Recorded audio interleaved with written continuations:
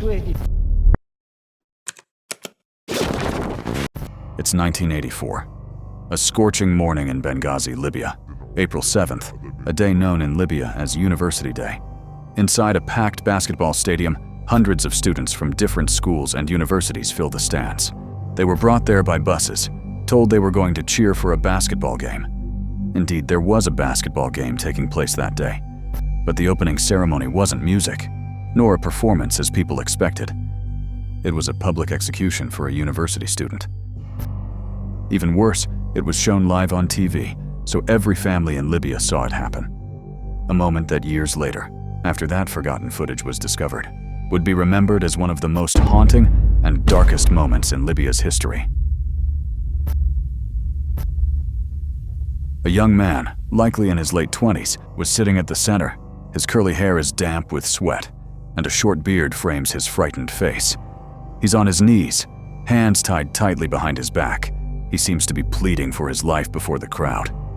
In front of him, there was a table with several members of the Revolutionary Committee sitting behind it, acting as the prosecutors. In front of them stood a large sign that read in bold letters, "People's Prosecution," a term used instead of public prosecution, meant to suggest that it was the people who were delivering justice.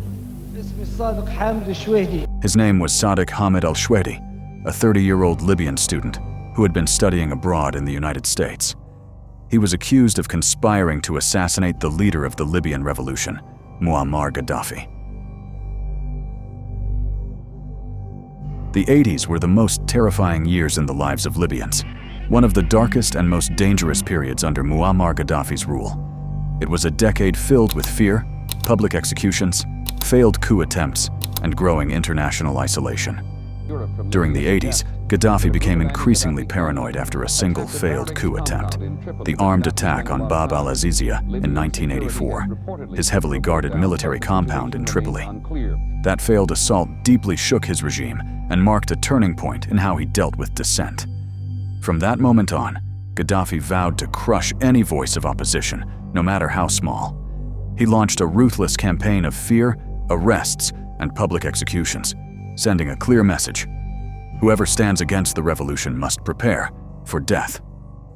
Gaddafi established what became known as the Revolutionary Committees, armed and ideologically trained groups that acted as the regime's eyes and ears across the country.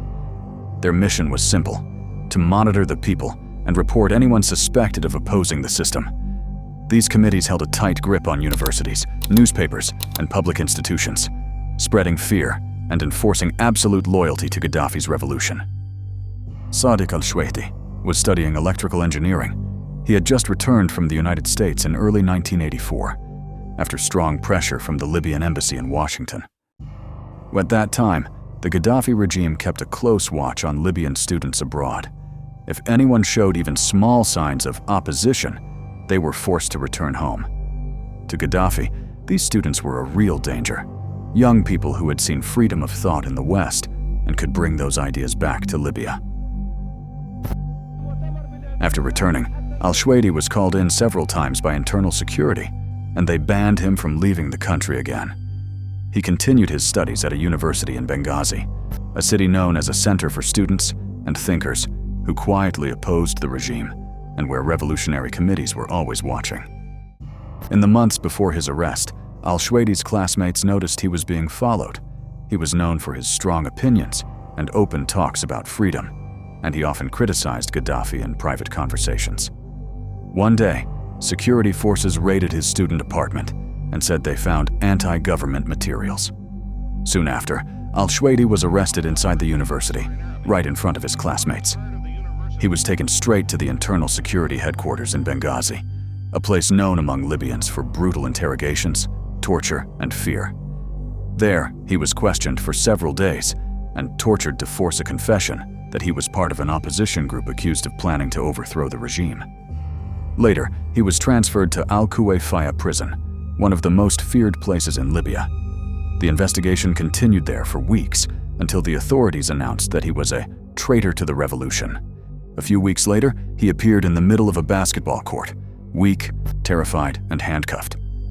He sat there alone, just a microphone in front of him, No lawyer since Gaddafi banned the practice of law in the 1980s.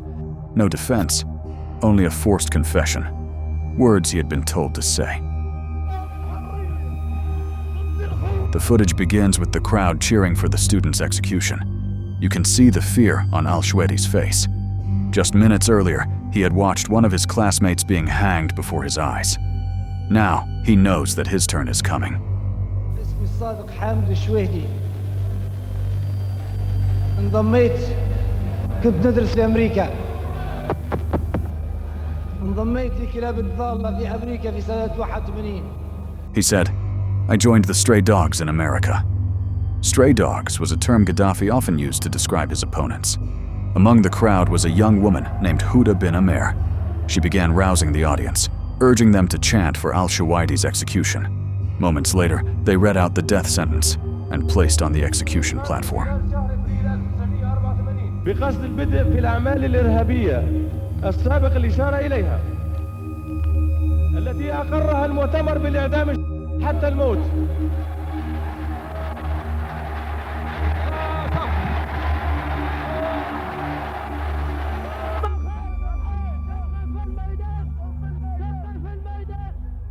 Then the girl who had been chanting for Al-Shwehdi's execution leapt from the crowd, ran toward him, and grabbed his legs, pulling at them to hasten his death. After the fall of the regime in 2011, foreign journalists began searching through the archives of Libyan state television. It was later revealed that some insiders, technicians, and editors had secretly kept or leaked copies of certain recordings abroad.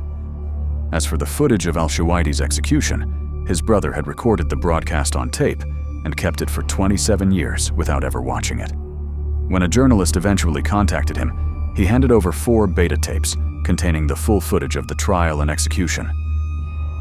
And the shocking part is, the day of Al-Shwehdi's execution, April 7th, wasn't random at all.